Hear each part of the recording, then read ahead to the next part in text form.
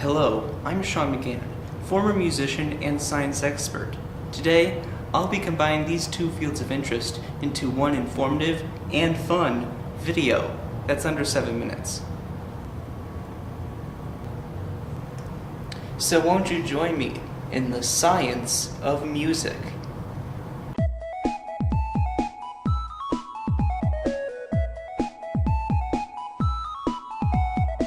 Sound is obviously very important to music. Without sound, you wouldn't be able to hear songs like this. Father finger, where are you? I'm not sick, but I'm not well. Music manages to touch us in so many ways, emotionally and mentally. It rouses emotions of happiness, sadness, disgust, or whatever you want. You think about many things when you listen to music, such as life, your love for someone, or your hate for someone. Sometimes people find inspiration from music. But you wouldn't be able to have any of this music without sound, and you wouldn't be able to have sound without sound waves. Sound travels from one point to another point and needs a medium to move.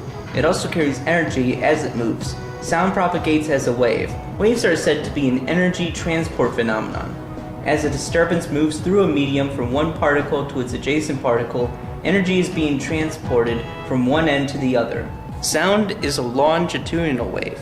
The motion of particles is along the direction of propagation. Its tiny fluctuations of air pressure, N/m squared or psi, it carries through air at 345 meters per second or 770 miles per hour as compressions and rarefications in air pressure. Keep in mind, not all sources of sound create the same sensation, and not all music produces the same sort of sound waves to trigger a specific reaction. There are many characteristics of sound waves, such as periods, which indicate how much time it takes a sound wave to complete a full cycle. Frequency, which indicates how many cycles the wave completes in a determined amount of time. Wavelength, which is measured from crest to crest. And speed, which is how fast and how far the wave travels in a given amount of time. To calculate these characteristics, use these formulas and units.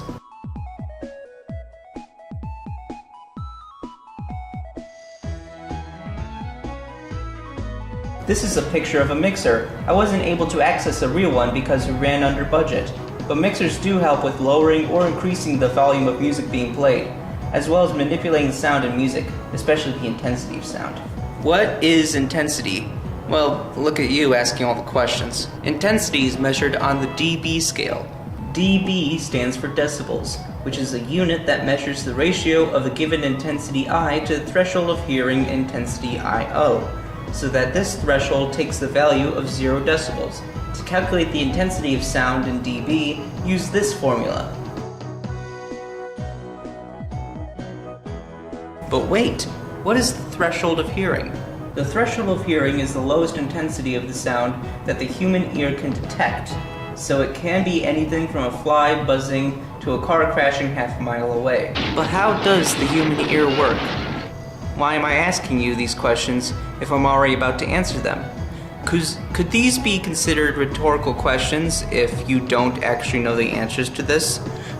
According to hearinglink.com, sound waves, which are really vibrations in the air around us, are collected by the pinna on each side of our head and are funneled into the ear canals. These sound waves make the eardrum vibrate. The eardrum vibrations caused by sound waves move the chain of tiny bones, the ossicles, malleus, incus, and stapes, in the middle ear, transferring the sound vibrations into the cochlea of the inner ear.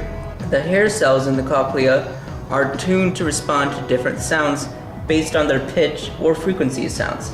High-pitched sounds will stimulate hair cells in the lower part of the cochlea and low-pitched sounds in the upper part of the cochlea. When each hair cell detects the pitch or frequency of sound to which it's tuned to respond, it generates nerve impulses which travel instantaneously along the auditory nerve. These nerve impulses follow a complicated pathway in the brainstem before arriving at the hearing centers of the brain, the auditory cortex. This is where the streams of nerve impulses are converted into meaningful sound. So yeah, I totally understood all that.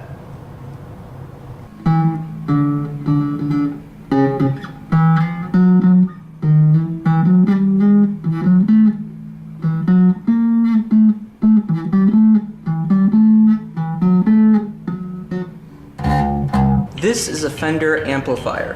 They help when you're performing music but want to be heard a lot better. An amplifier is a device that can increase or decrease the amplitude of an electrical signal and therefore changing the intensity of a sound.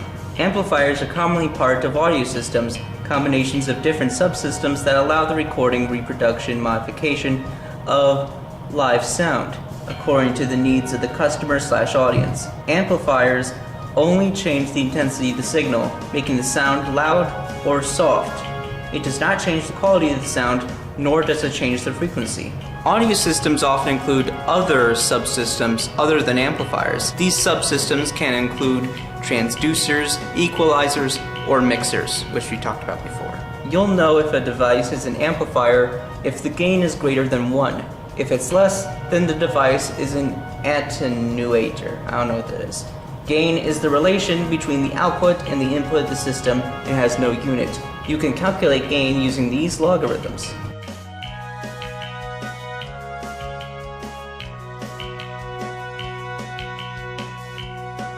So that was everything I think I need to tell you about the totally radical science of music and sound.